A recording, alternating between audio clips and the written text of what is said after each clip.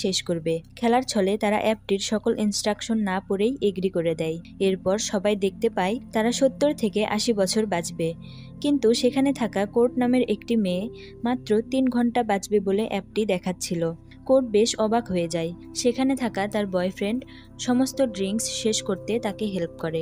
যাই হোক, পার্টি শেষ হলে কোর্ট যখন বাড়ি চলে যাওয়ার জন্য তার বয়ফ্রেন্ডের গাড়িতে বসে, তখন তার সেই অ্যাপটির কথা মনে পড়ে যায়। সে প্রচন্ড ভয় পেতে থাকে। তার মনে হয় যেহেতু তার বয়ফ্রেন্ড অনেক ড্রিঙ্ক করেছে, হয়তো সে গাড়ি অ্যাক্সিডেন্ট করে ফেলবে। এসব ভেবে সে গাড়ি থেকে নেমে পড়ে এবং একাই হেঁটে বাড়ি যাওয়ার সিদ্ধান্ত নেয়। কিন্তু কিছুক্ষণ পর কোর্ট খেয়াল করে কেউ একজন যেন ছায়ার মতো তাকে ফলো করছে। এছাড়া সেই অ্যাপটি দেখাচ্ছিল যে সে আর মাত্র 7 মিনিট বাঁচবে। ভয়ে সে দৌড়ে বাড়ির ভেতর ঢুকে যায় এবং দরজা বন্ধ করে দেয়। প্রচন্ড ভয়ে সে মোবাইলটাই বন্ধ করে দিয়ে বাথরুমে চলে যায় ফ্রেশ হওয়ার জন্য। সেখানে তার মনে হচ্ছিল কোনো একটা